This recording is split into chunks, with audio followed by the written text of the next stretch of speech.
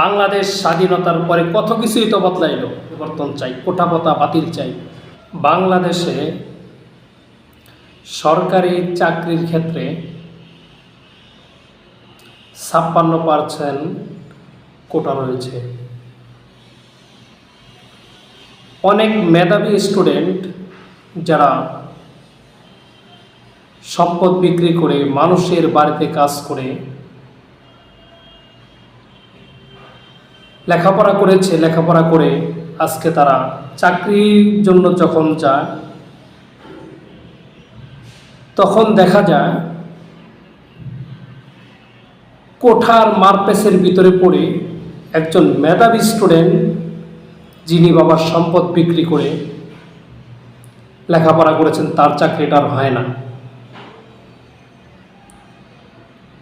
একজন মেধাবী student doctor খুব আক্ষেপ নিয়ে একটি পোস্ট ফেসবুকে করেছেন। ডাক্তার মশিউর রহমান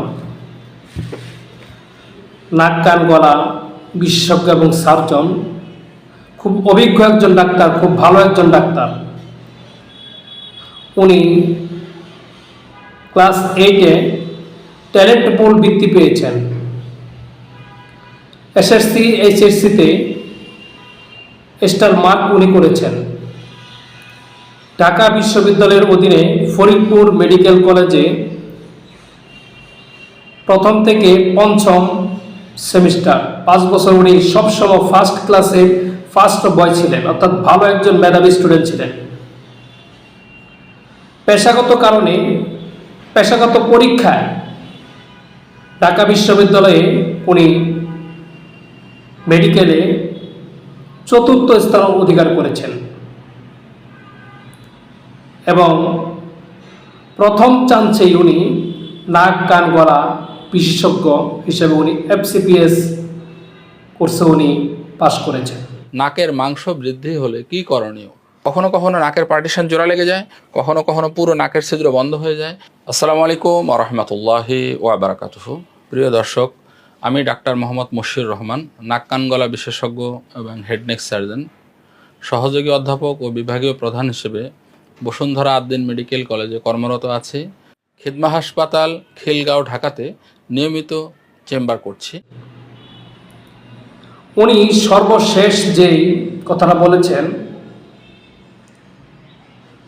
সেটি আমাদের মেধাবী স্টুডেন্ট যারা আছেন অত্যন্ত গুরুত্বপূর্ণ। উনি বলেছেন, আমি এত ভালো একজন স্টুডেন্ট থাকার পরেও সরকারি চাকরির জন্য উনি কোটার কাছে হেরে গেলেন। একজন ভালো একজন ডাক্তার, অভিজ্ঞ একজন ডাক্তার, যিনি সবসময় ফার্স্ট ক্লাসে উনি স্টার মার্ক পেয়ে উনি উত্তীর্ণ হয়েছেন, কিন্তু কোঠার কাছে গিয়ে উনি হেরে গেলেন, ওনার সরকারি চাকরি হলো না।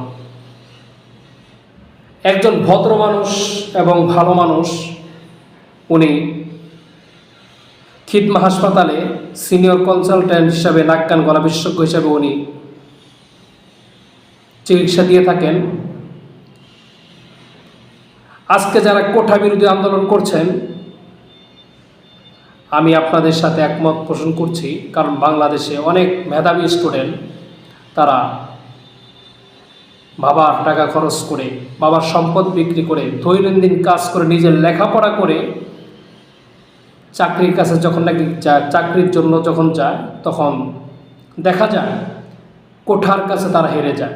10 জন লোক নেবে, 9 জন মুক্তিযোদ্ধার কোটা, একজন অন্যান্য প্রতিবন্ধী কোটা থেকে নিয়ে 10 জন ফিল আপ হয়ে যায়।